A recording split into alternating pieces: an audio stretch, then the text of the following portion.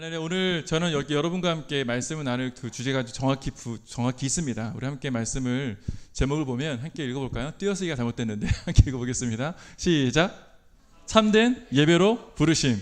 자, 참된 예배로 부르심이라는 말씀 제목으로 함께 말씀을 전하고자 합니다. 로마서 1장 12장 1절로 6절까지 말씀을 준비되어 있네요. 함께 읽어보겠습니다. 시작. 그러므로 형제들아, 내가 하나님의 모든 자비하심으로 너희를 권하노니 너희 몸을 하나님이 기뻐하시는 거룩한 산 제사로 드리라. 이는 너희의 드릴 영적 예배니라. 2절 시작. 너희는 이 세대를 본받지 말고 오직 마음을 새롭게 함으로 변화를 받아 하나님의 선하시고 기뻐하시고 온전하신 뜻이 무엇인지 분별하도록 하라. 아멘. 아멘. 네, 말씀을 읽고 나면 아멘을 해주시면 감사하겠습니다. 그리고 혹시 제가 말씀을 전하다가 좋은 말씀이 나오고 내가 이거는 취해야겠다 생각이 드시면 아멘을 해주셔도 좋겠고 속으로 하셔도 좋을 것 같습니다. 기쁨의 교회를 제가 우리 이영가 목사님하고 동기 동창이기 때문에 여기 초대를 받았을 때 제가 지난 수련회 때 말씀을 전하는 그 느낌이 있었어요. 청년들이었던 것 같은데 그때 그 뜨거움을 잊지 못해서 제가 또 한 번에 부르심을 받습니다. 근데 오늘도 그 뜨거움이 유지됐으면 좋겠고요. 또 앞에 우리 어린아이들도 있는데, 어린아이가 있어서 좀 미안하지만 우리 아이들이 있는데 혹시 어려울 수 있을 것 같아요. 어려웠더라도 함께 듣다가 보면 그게 그런 말이구나 라는 것을 이해할 수 있을 것 같습니다. 벌써 성경책 피고 어려우세요? 어딘지 몰라요? 아시는 거죠? 네, 저는 그 서울에 있는 온누리교회에서 왔습니다. 저는 예배인도자고요. 또 온누리교회 안에서는 또 많은 다른 일도 많이 하고 있는데 주된 사역은 예배 사역입니다. 그래서 아까 예배 앞에서 찬양인도 하고 싱어했던 분들, 또 이 밴드로 섬겼던 분들이 유심히 봤어요. 유심히 봤는데 너무 은혜가 있었습니다. 그렇지 않습니까? 제가 퀴즈 하나 드리도록 하겠습니다. 아까 우리 첫 번째 불렀던 찬양 말고 두 번째 불렀던 찬양의 제목이 뭐죠? 인도자. 소원. 나의 평생의 소원. 그게 어느 성경의 어디 부분인지 아십니까? 이러면 안 돼요. 네. 혹시 예배에 대한 부분을 나는 예배는 잘 알고 있다. 예배에 대해서 혹시 알고 있다고 생각하시는 분 계세요? 예배는 뭐다? 정의하실 수 있는 분. 파란색 옷 입은 우리 자매님. 예배는 뭐다? 내가 생각하는 예배. 네, 그렇죠. 땡땡이다, 그죠? 네, 예배는 땡땡이다. 여러분 머릿속에 예배하면 생각나는 것들이 있을 거예요, 그죠? 우리 악기 쳤던 우리 베이스 기타 자매 어디 있죠? 네, 예배하면 뭐다? 하나님과의 만남 시간이다. 할렐루야, 맞습니다. 또 인도자. 하나님과의 교제하는 시간이다. 만남과 교제 똑같은 말이죠. 네. 아까 우리가 드렸던 나의 평생에서 맨 앞에 보면 성전에서의 한 날이 밖에서의 첫날보다 더 낫다라는 말씀은 시편 84편의 이 말씀을 가지고 쓴 겁니다. 시편 84편은 누가 썼는가? 무라리 자손 문지기가 썼습니다. 성전 문지기. 성전 문지기가 왜 그런 시편을 썼을까 혹시 생각해 보신 적 있으세요? 여기 한 가지 제가 들어왔을 때 좀 특이한 점이 하나 있었던 게 안내위원이 없더라고요. 안내위원이 왜 굉장히 중요한 사람들인데 안내위원은 주일날은 물론 안내위원이 있으시겠지만 문지기가 어떤 사람입니까? 문지기는 어떤 사람이냐면 성전을 지키는 사람 가운데 저 문을 철통같이 지키는 사람이 문지기입니다. 간단하죠? 문지기인데 그 문지기가 왜 저런 시편 84편 나의 평생의 소원 하나님 성전에서의 한 날이 너무나 귀합니다라는 고백을 했을까요? 근데 84편에 아까 그 찬양 가운데 아쉬운 점 빠진 것이 하나 있습니다. 주께 힘을 얻고 돌아가는 자에게 복이 있다. 그 84편에 있어요. 문지기가 받았던 축복이 뭐냐면 문지기들만이 볼 수 있는 축복. 문지기는 성전 앞에 섰을 때 누구를 자주 만나나요? 누구를 자꾸 만나요? 누구를 가장 많이 만나요? 여러분을 많이 만나죠. 성도님들, 예배하러 오시는 분들이나 드나드는 사람들을 만나게 됩니다. 그러면 들어올 때 표정과 나갈 때 표정이 다를까요? 똑같을까요? 다르겠죠. 자, 여러분의 얼굴 표정이 들어올 때는 어땠는지 모르겠어요. 근데 저하고 함께 예배하고 이 말씀을 듣고 나가는 그 표정이 정말 행복했으면 좋겠습니다. 문지기는 그걸 봤다는 거예요. 문지기는 들어오는 성도들의 모습은 너무나 처량하고 슬프고 어깨 처져 있고 지쳐 있고 짜증나 있고 여기 내가 또 왜 왔나 이러고 오는 분들이 있습니다. 근데 아까 우리 인도자가 멘트를 하나 날렸어요. 저 그 멘트가 참 감사했습니다. 많은 교회를 다녀봐도 이런 정확한 멘트라는 경우가 많이 없었는데 칭찬이에요. 뭐냐면 여러분을 하나님이 부르셨습니다. 자, 다시 말씀드리면 우리가 일주일 동안 살아가는 시간이 많이 있어요. 일주일 동안에 하나님 만날 시간이 얼마나 많이 있을까 체크해 보십시오. 한번 지금 노트를 많이 필 수 있다면 메모했을 때 나는 하루에 24시간 가운데 하나님을 얼마나 만나고 있는가. 물론 큐티하는 사람도 있을 수 있겠어요. 보통 하루에 만나는 시간들, 목회자들도 1시간 하나님 만나는 시간이 쉽지 않습니다. 저는 이영감 목사님 참 감사한 게 하루에 수시간 동안 아주 그 이상의 시간을 하나님과 독대하는 시간을 갖고 있다고 저는 생각을 해요. 왜냐하면 이영감 목사님이 저한테 전화할 때마다 주여 주여 하는 소리가 들려요. 밤에 산속에서. 저는 그때마다 창피합니다.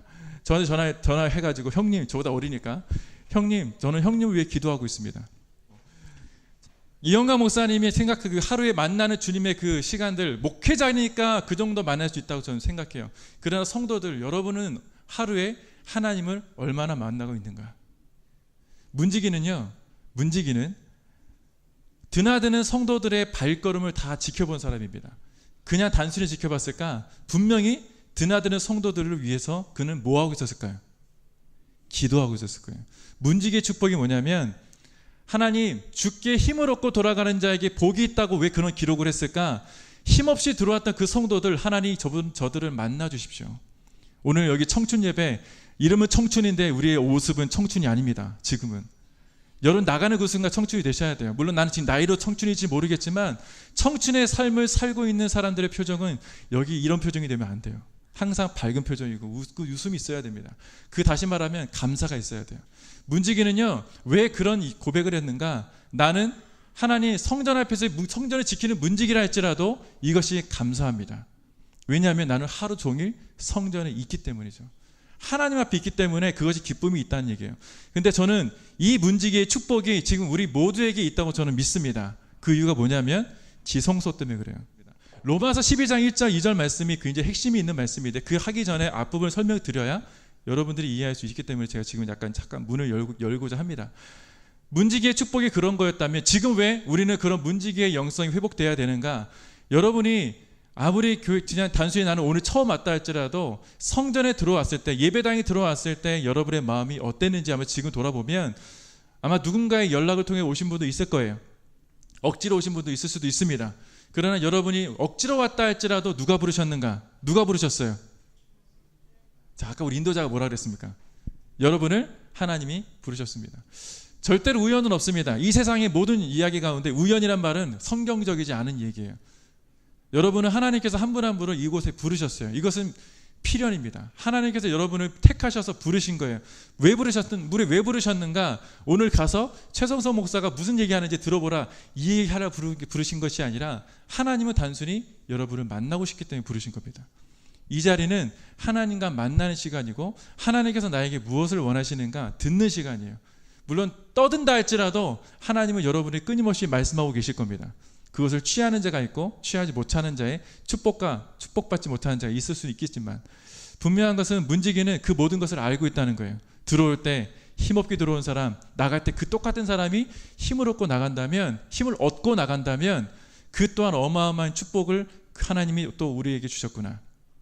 나는 그 모습을 통해서 저분이 일주일 동안에 살아가는 것들에 대해서 중보할 수 있는 축복을 받은 사람이 문지기입니다.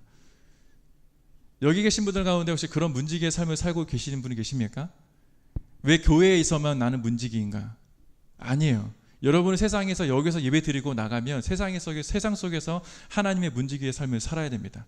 다시 말하면 여러분이 가정에 속해 있고 가정 안에 출입구가 있어요. 현관문이 있죠.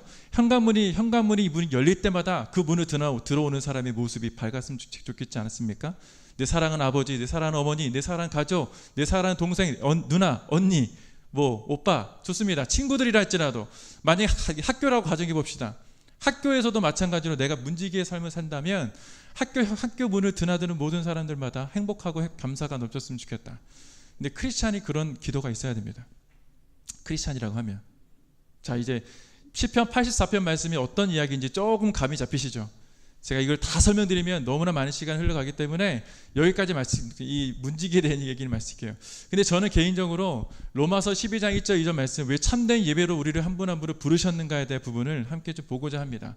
자, 아까 제가 예배에 대해서 한번 나눠보자 질문을 드렸어요. 예배에 대해서 우리 오해가 좀 많이 있는데, 정확하게 성경에서 말하는 예배는 두 가지입니다. 자, 저한테 수련회 때 함께 말씀 들었던 분 계시죠? 자, 오늘 여기서 돌아갈 때 이 두 가지 단어는 꼭 가지고 가세요. 다른 건 다 잊어버려도 돼요. 앞에 문지기가 뭐고 다 잊어버려도 되는데 이 두 가지는 기억하십시오. 예배 때. 자, 예배는 성경적으로 두 가지 의미가 있습니다. 자, 첫 번째는 아무도 적으시면 없는데, 첫 번째는 엎드리다의 의미가 있습니다. 엎드리다. 기억나십니까? 엎드리다. 신경 쓰지 마세요. 괜찮아요. 엎드리다 의미가 있는데, 이 엎드림의 의미는 우리가 예배하는 그 가운데는 우리는 엎드려야 한다는, 문자 그대로 엎드려야 한다는 거예요. 여기 아까 앞에서 찬양 인도자가 찬양 인도했을 때 여러분 가운데 엎드리신 분이 얼마나 있습니까? 솔직하게. 네, 저도 안 엎드렸어요. 너무 좁아가지고 나와서 엎드려야 되는데 엎드리기 어려운 거예요. 근데 실제적으로 엎드림에 대한 부분에 오해가 있을 수 있습니다. 우리의 마음이 하나님을 향한 엎드림이 있는가?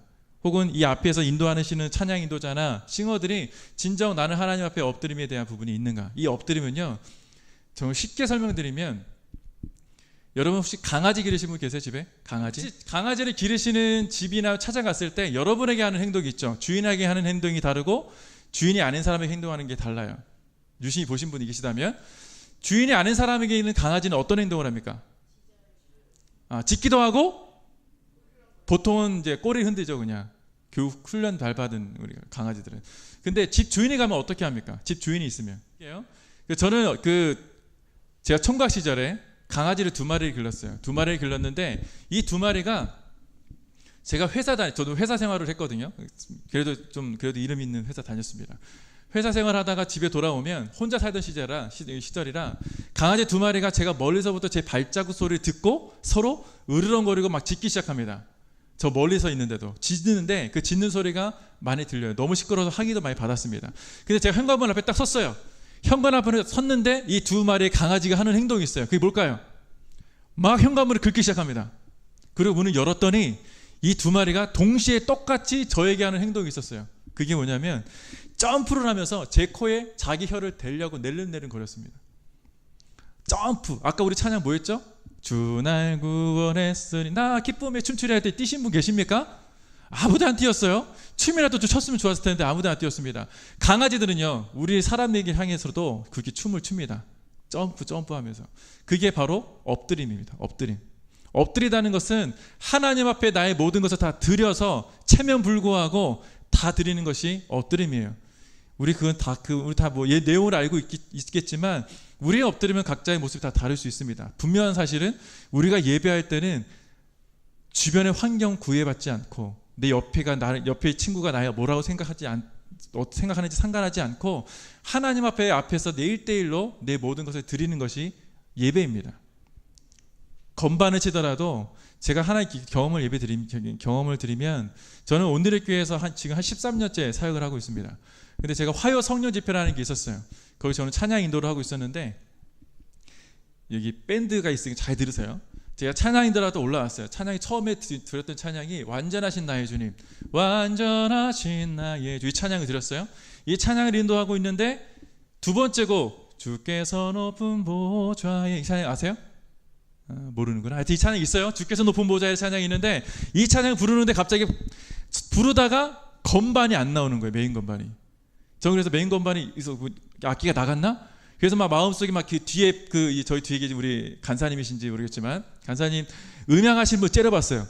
좀 빨리 이렇게 하라고 했는데 제가 쳐다봤더니 뭐 하고 있는지 아세요? 건반이? 두 손 들고 있었어요. 두 손만 든 게 아니라 무릎을 꿇었어요. 하나님의 임재를 경험한 거죠. 엎드리는 겁니다. 예배 때 반응이 있었던 거예요. 근데 메인 건반만 그런 게 아니라 메인이 그렇게 되더니 갑자기 여기 일렉이 뭐 어쿠스틱이니까 어쿠스틱이 갑자기 소리가 안 나요. 그 다음이 드럼이 안 나오고 세컨이 안 나오고 저 혼자 치고 있었어요, 기타를. 근데 이러다가 제가 이거 안 되겠다 싶어가지고 좀 어떻게든 해보라고 이렇게 좀 깨워보라고. 왜냐면 이게 지금 예배가 진행이 되고 있는데 안 나오면 안 되잖아요. 근데 옆에 싱어가 저쪽 가다가 엎어졌어요. 그리고 싱어가 대부분이 6명 있었는데 6명이 다 엎어졌어요. 그리고 마지막에 제가 엎어졌습니다. 엎드렸어요. 그래서 뒤에 급하게 간사님이 BGM을 들었어요. 근데 그 설교하시는 목사님이 안 되겠다 싶어가지고 본인이 올라오시는데 올라오시는 계단에서 엎어지셨어요. 이게 무엇을 의미하냐면 예배 때 하나님의 임재를 강하게 경험했을 때 우리의 엎드림은 반응으로 나타납니다. 반응. 그 반응은 모든 사람들에게 다 동일하게 나타나요. 이 자리가 여러분이 진짜 신령과 진정, 영과 진리로 진짜 예배한다면 이 자리에는 누가 계시는가? 하나님이 계십니다. 근데 하나님은 오해하는 게 뭐냐면 하나님은 내가 예배할 때만 있고 이 자리에 계시다는 사실이에요. 아닙니다. 하나님은 내가 있는 모든 곳에, 여러분이 하나님 믿으신다면 믿는 그대로 여러분이 밟는 모든 땅, 직장이든 학교든 가정이든 친구들과 함께 있는 어떤 곳이든지 간에 다 그곳에 누가 있다? 나 때문에 하나님이 그 자리에 계시다는 사실을 기억하셔야 됩니다. 그래서 우리의 엎드림은 주일 예배, 토요일 예배 여기뿐만 아니라 24시간 우리가 모든 일거수일투족을 하나님과 함께 동행하는 그 가운데 계시다. 그 임재하심이 있다면 여러분 함부로 살면 안 됩니다. 로마서 12장 1절 2절 말씀은 함부로 살지 말라는 거예요. 참된 예배를 드리는 사람은 그 부르심 앞에 감히 함부로 살 수가 없습니다. 막 살 수가 없다는 얘기예요. 말 한마디 한마디 하더라도 그 사람이 살아나는 말을 하지 그 사람이 죽이는 말을 하지 않습니다. 그게 참된 예배자입니다. 자, 두 번째 단어, 성경에서 말하는 예배에 대해서 두 번째 쓰이는 것이 섬김이에요. 섬김. 자, 여기 아까 우리 찬양 인도자들이 뭘로 섬겼죠? 음악으로 섬겼습니다. 찬양으로. 우리 밴드는 밴드로 섬겼고, 그리고 우리 전사님하고 우리 자매님은 춤으로 워십 댄스 춤을 섬겼죠. 그럼 나머지 앉아있는 분은 뭘 하시는 겁니까? 자, 섬김에 대한 부분을 약간 여기서 오해가 좀 있는데, 섬김은 단순히 내가 교회 안에서 혹은 세상 속에서 무엇을 해야만이 섬김인가? 맞습니까? 틀립니까? 맞습니까? 틀립니까? 무엇인가 해야 된다. 그러면 가만히 앉아서 예배하는 사람은 섬기는 것이 아니다. 그러니까 이게 중요한 핵심이에요. 여러분은 지금 하나님께 뭘 드렸습니까? 앞에 섬기는 것도 없고 밴드도 안 섬겼고 뭐 워십 댄스도 안 했고 그냥 앉아서 예배 드리는 사람은 뭘 드렸어요? 하나님께? 할렐루야. 시간을 드린 거예요. 시간을 드렸다는 건 뭐냐면 내 시간을 주님께 드림으로 내가 섬김의 자리에 있다는 사실입니다. 그럼 이 자리에 여러분 앉아 계시는 것 자체가 그냥 앉아 있는 게 아니라는 사실이 증명이 되죠. 하나님이 여러분을 부르셨다는 사실이 증명이 되는 것이고, 여러분이 이 자리에 계시는 것만으로도 내가 하나님을 진실로 섬기고 있다. 그 섬김에 대한 은혜가 더 강한 사람은 헌금도 나올 수 있는 거고, 혹은 교사로, 혹은 교회 안에 많이 필요한 요소들 하다못해 청소라도 할 수 있는 그 가운데 나아가는 것들. 정말 참된 예배자는요, 교회 안에 뭐가 좀 흐트러진 게 없나 이렇게 쳐다봅니다. 지금 여기도 지금 많은 것들이 보이지 않습니까? 뭐가 부족한지. 만약에 여러분이 여기에 새 가족을 초대해서 데려왔습니다. 모시고 왔어요. 새 가족, 새로운 친구를 데려왔는데 교회가 깨끗했으면 좋겠습니까? 지저분했으면 좋겠습니까? 깨끗했으면 좋겠죠. 여러분의 집을 가정해 보세요. 집안이 깨끗하게 원하지 지저분한 것을 보여주고 싶습니까? 그렇지 않아요. 교회는 하나님의 계시는 임재하시는 곳이고, 여러분이 물론 현장에 있는 모든 것에 임재하시지만 특별히 이 교회에서는 여러분의 집입니다. 교회는 여러분의 집이에요. 여러분의 집이고 하나님의 집입니다. 하나님의 집인데 누가 왔는데 여기를 그냥 있는 그대로 보여주는 것 물론 좋죠. 우리 찬양 가운데 있는 모습 그대로 사랑하시는 찬양 있죠. 그 찬양에 오해가 있죠. 저는 사실 여러분에게 예배에 대한 오해를 좀 풀어주고 싶어서 얘기했습니다. 그 중에 하나가 또 섬김과 엎드림에 대한 부분을 우리가 지금 좀 나눠봤는데, 여러분이 또 하나 오해할 부분이 오해하는 것이 있다면 바로 찬양이라는 거죠. 찬양. 자, 찬양은 송입니까? 찬양은 노래입니까? 아니면 모든 것, 아까 춤도 찬양인가요? 아닌가요? 네. 그러면 아까 찬양 인도자가 앞에서 우리 함께 일어나 주님을 찬양하십시다 하면 그때는 물론 노래합시다의 뜻이 강하겠죠. 그러나 중요한 건 찬양은 성경에 나와 있는 찬양에 많은 방법이 있어요. 그 중에 하나가 춤, 박수, 뛰는 거, 악기로, 우리 노래로, 그리고 우리 말로. 시편이 다 말로 찬양하는 거죠. 하나님 당신이 위대하십니다. 우리가 무엇인가를 한 큰 걸 받았어요. 모르게 쟤네들 얘기하면 보통은 저도 어렸을 때 머리 염색을 했고 저 중3 때 머리 염색을 좀 이렇게 과산화수로 해가지고 머리가 시뻘갰습니다. 저 혹시 내가 나중에 기회가 되면 사진 한번 보여드릴게요. 시뻘게 가지고 있었는데 그거를 친구들한테 자랑하고 싶었어요. 근데 그냥 이렇게 자랑하는 게 은근히 자랑하는 거 있잖아요. 은근히 햇빛에 괜히 비춰져가지고 이렇게 머리가 좀 빨갛게 보이고 이렇게 그거를 또 보여주는 거예요. 그러면 친구들이 또 염색했네? 거기에 또 하나 또 하이라이트 또 넣는 거죠. 이렇게 노란색으로 맥주로 해가지고. 저도 한때 잘 나갔어요. 지금은 얼굴이 굉장히 모범생처럼 보이죠. 옛날 같으면 다 죽었어요. 여기 있는 분들. 농담입니다. 하여튼 이렇게 빨간색에 하이라이트 넣는데 이게 포인트였습니다. 근데 이거를 자랑하고 싶기 때문에 하는 거예요. 자랑하고 싶기 때문에. 나도 할 수 있다. 나도 그렇게 할 수 있다. 근데 이 자랑이 바로 칭찬입니다. 바로 찬양이에요. 찬양의 단어는 할랄, 칭찬하다, 자랑하다의 뜻이 있어요. 다시 말하면 우리가 하나님을 노래하는 것, 왜 하나님을 노래해야 되고 왜 찬양하고 영광 돌려야 하는가? 바로 하나님은 우리의 자랑이 되어야 하기 때문입니다. 매일매일 여러분 자랑할 것이 있어야 돼요. 하나님에 대해서. 다시 말하면 나는 감사 노트를 쓰는 사람이라면 감사로 하나님의 이야기할 거리가 많겠죠. 근데 만약에 여러분 누가 만나서 당신이 만난 하나님 설명해 보십시오. 그러면 누가 하나님에 대해 설명을 잘할 수 있는가? 쉽지 않습니다. 내가 만난 하나님에 대해서 한번 얘기해 보라고 하면 우리는 24시간이 모자라야 돼요. 24시간이. 근데 우리는 24시간이 아니죠. 5분도 못 설명할 거려? 내가 만난 하나님? 물론 설명하실 수 있는 분들 계시겠죠. 그러나 내가 만난 하나님에 대해서 끊임없이 얘기할 수 있다면 오히려 친구들이 이래야 돼요. 야 그만해. 하나님 얘기 그만해. 오히려 이게 하나님을 증거하는 거예요. 내가 다 알겠어. 네가 만난 하나님이 어떤 사람인지 내가 알겠어. 어떤 분이신지 알겠어. 그래 어떻게 하자고? 내가 그 교회 가자고? 이런 얘기가 나올 정도의 어떤 뭐가 나와야 되지 않겠습니까? 그게 하나님을 드러내는 거, 찬양한 거예요. 여기서 하나님을 찬양하, 여기서만 박수치고 하나님 영광 받으십시오. 내 모습 이대로 받으십시오. 완전하신 주님이 찬양받게 합당하신 분이십니다. 나를 다스려 주십시오. 여기서만 다스려 주십시오라 하지 말고 여러분의 삶의 현장에서 다스려 달라고 진짜 고백을 해야죠. 로마서 12장 1절 2절 말씀 가운데 1절 한번 다시 한번 읽어볼까요? 로마서 12장 1절 시작. 그러므로 형제들아 내가 하나님의 모든 자비하심으로 너희를 권하노니 너희 몸을 하나님이 기뻐하시는 거룩한 산 제사로 드리라. 자, 여러분을 앞에 부분 잠깐 보여주십시오.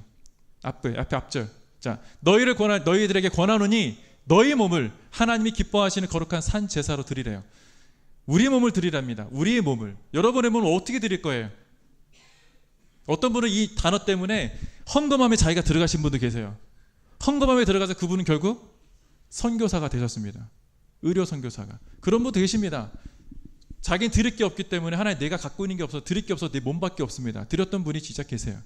저희 온누리교회도 어떤 청년이 내가 하나님께 드릴 게 없어요. 내 가정에 저는 고하기 때문에 내가 지금 알바해서 드는 것 그냥 오늘 그냥 벌어먹고 살기 바빠서 하나님께 드릴 게 없습니다. 근데 하나님 가능하시다면 저라도 쓰시겠다면 저를 보내주십시오. 근데 저 말씀이 우리의 몸을 얘기할 수도 있지만 내가 직접 가는 것에 대해서 얘기할 수도 있지만 다르게 얘기하면 하나님은 누구를 원하는가? 그냥 단순히 여러분을 원하시는 거예요. 여러분 이 자리에 계시는 것.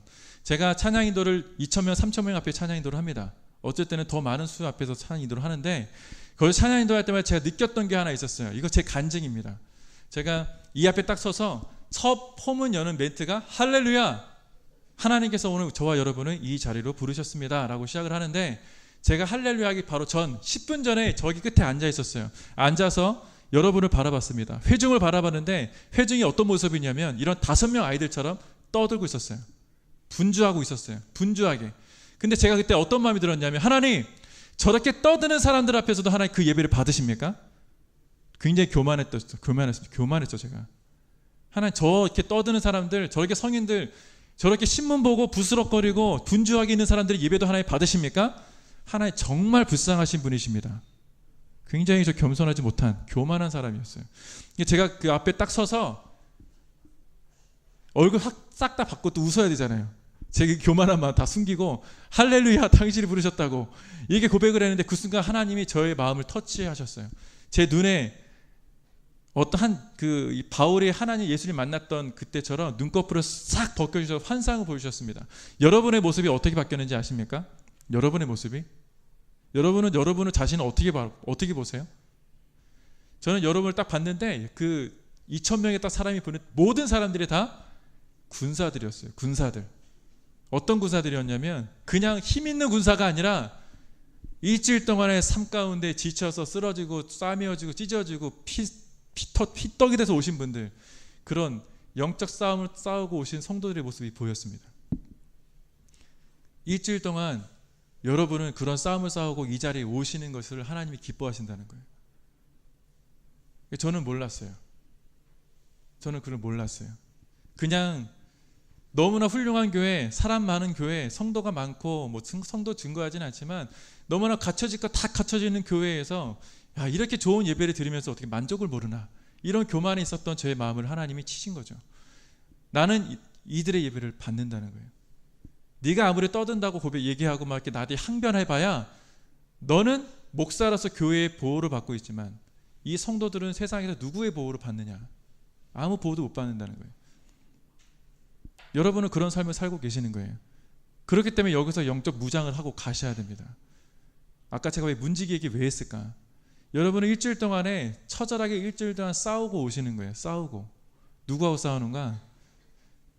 여러분 마음속에 많은 것들이 떠오르지 않습니까? 부모와의 관계, 친구와의 관계 속에서 나는 적응하지 못하는 것들, 혹은 관계 속에서 많은 처절한 싸움이 있고 상처받고, 난 상처 주고 싶지 않은데 상처 줄 수밖에 없는 사람도 있고, 많은 일들이 있을 거예요. 분명히 더 많은 일들. 저는 지금 다 얘기할 수는 없지만 많은 일들이 있을 텐데, 그런 처절한 싸움 가운데 내가 오늘 하나님을 기억하지 못한다 할지라도 하나님은 여러분을 기억하셔서 이 자리에 부르셔서 오게 하셨다면, 여러분은 그 상처 입은 것들을 누가 싸매어 주시는가? 바로 이 자리에서 하나님 여러분 만나 주시고 싸매어 주시고 보내신다는 거예요. 그게 문지기가 바라봤다는 겁니다. 거룩한 산 제사로 드리라. 여러분의 몸이 이 자리에 왔다는 것만으로도 하나님 여러분을 받으셨습니다. 중요한 것은 기뻐하시는 거룩한 산 제사래요. 여러분의 예배 가운데 기뻐함이 없다면 그거는 가짜예요. 가짜. 저 정확하게 얘기하면 가짜예요. 여러분 예배하는 가운데 감사가 없다면 예배 헛들이시는 거예요. 여기 들어왔을 때 감사가 없다 할지라도 나가실 때는 감사가 충만하기를 축복합니다.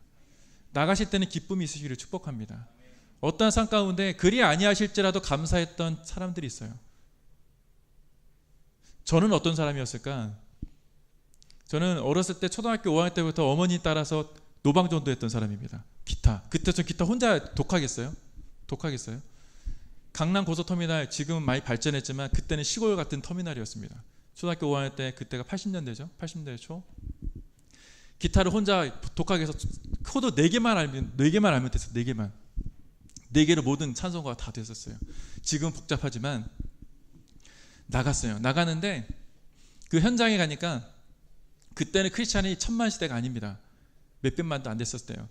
앞에 찬양하고 있으면 사람들이 그냥 막 훅훅 지나가요. 어머니 전도지 나눠주고 있는데 전도지도 안 받습니다. 근데 제가 그거를 한 초등학교 5학년 때부터 중학교 3학년 때까지 한 5년, 6년을 했어요. 6년을 했는데 제 마음속에 시험이 있었습니다. 어떤 시험이 있었냐면, 하나님, 제가 이렇게 하나님 앞에서 노방전도를 하고 있는데 저 수많은 사람들 가운데 단 한 사람도 열매가 없는 것 같아요. 나는 왜 열매를 따먹지 못합니까? 교회를 간 사람이 흔적이라도 있었으면 좋겠어요. 그런 마음이 있었던 거예요. 저는 분명히 하나님 앞에 저는 제 자신을 드렸다고 저는 생각을 했어요. 그때부터 저는 시험에 빠져서 교회는 나갔으나 기쁨이 없었습니다. 감사가 없었어요. 그 후로 한참 있다가 제가 하나님께 부름 받고 그때까지 깨달음이 없었어요. 2013년에 제가 온누리교회에서 설교하는 그 시간에 말씀을 준비하다가 깨닫게 해주신 것이 있었습니다. 여러분, 우리는 열매 없다고 너무 많이 생각을 하죠. 복음을 한 사람이라도 전하거나, 하나님, 나는 주님께 내 몸을 내 마음을 드렸는데도 왜 나에게는 아무것도 열매가 없고 왜 나에게 기쁨이 없습니까? 감사가 없습니까? 근데 제가 그런 생각을 들었을 때 하나님이 한 영상을 보여주셨어요. 저한테 페이스북을 하는데 페이스북 영상에 굉장히 은혜가 있는 페이스북 영상이 하나 있었습니다. 시드니 어떤 거리에 복음 전도자가 있었습니다. 어떤 부흥사가 부흥회를 하러 가는데 만나는 사람들마다 다 시드니의 어떤 한 전도자에게 복음을 들어서 나는 예수를 믿었다, 이런 사람들을 계속 만나게 돼요. 그 부흥사가 이상해서 전 세계를 돌아다니면서 그 사람에 대해서 조사하기 시작이 됐습니다. 도대체 몇 명이나 되는가? 그러고 나서 결국 이 사람은 시드니에 초청을 받아서 시드니에서 복음을 전하게 돼요. 부흥회를 하게 되는데, 그 시드니에 있는 조지 스트리트라는 거리를 가게 됩니다. 거기서 복음 전도자를 만날 거라는 기대감이 있었어요. 근데 없었습니다. 사람들이 수소문 끝에 그를 찾아가게 돼요. 근데 그가 이제 거의 죽을 때가 돼서 병이 들어 누워 있었어요. 그 사람 만나서 당신은 어떻게 복음을 전하게 됐습니까? 그가 2차 세계대전 때 나를 전도한 사람이 있었는데 하나님 예수님이 나를 구원하셨기에 그 감격 때문에 나는 이제 고향에 돌아가면 하루에 10명씩 복음을 전하겠다. 그게 서원을 한 거예요. 그래서 하루에 10명씩 복음을 전해서 평생을 이렇게 살아왔는데 그 사람의 고백이 참 놀랍게도 그런데 나는 지금까지도 열매가 없어서 아직도 하나님 그 주님 앞에 나아가기가 부끄럽습니다. 내가 어떻게 죽겠습니까? 근데 그때 그 부흥사의 입에 나온 것이 참 놀랍습니다.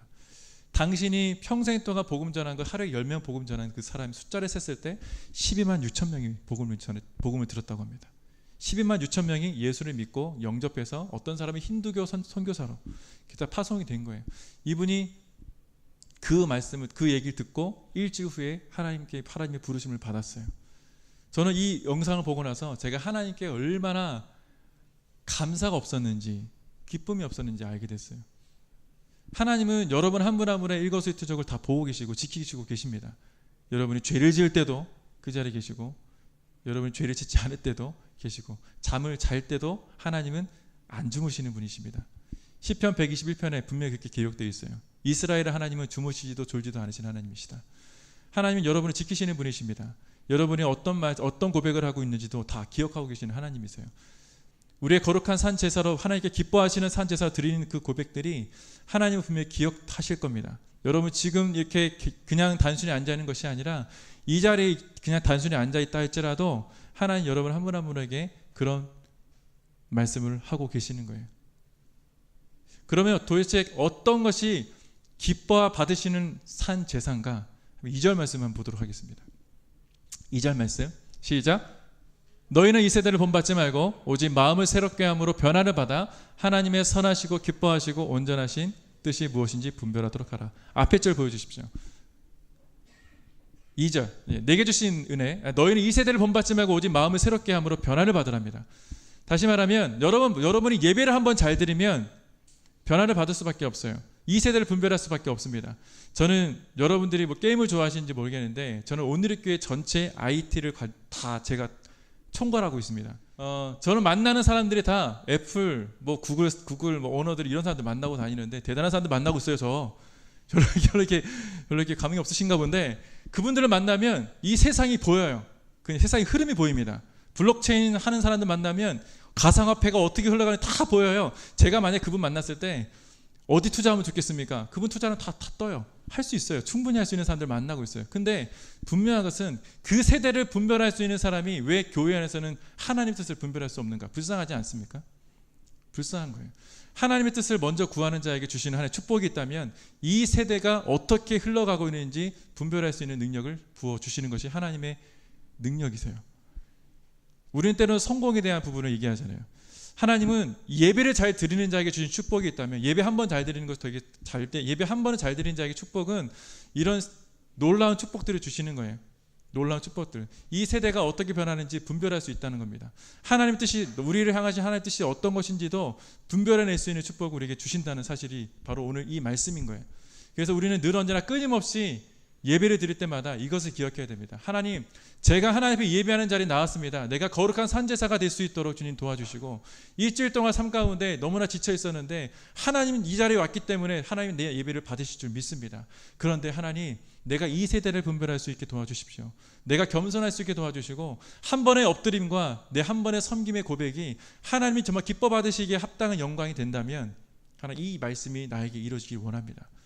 제가 하나님 앞에 영적인 예배를 드리는 자로 나아갈 수 있도록 도와주십시오. 이 기도가 오늘 저와 여러분에게 있어야 됩니다. 이것이 없다면 우리는 잘못된 예배를 드리고 있는 거예요. 내일부터 예배를 우리 아까 말씀드려보니까 내일 예배 안 나오신 분이 계시다고 하는데 예배는 365일 매일매일 진행이 됩니다. 여러분의 삶 가운데에서 제가 오늘 더 많은 것 다 나누고 싶은데 다 나눌 수는 없기 때문에 짧게 말씀드리지만 하나님은 여러분 예배를 굉장히 기다리고 계세요. 여러분이 어떤 예배를 드리든지 간에 기다리고 계십니다. 여러분을 하나님이 내가 하나님 만나러 왔다가 아니고 내가 온 것도 아니고 여러분의 발걸음 인도하시는 분이 바로 하나님이십니다.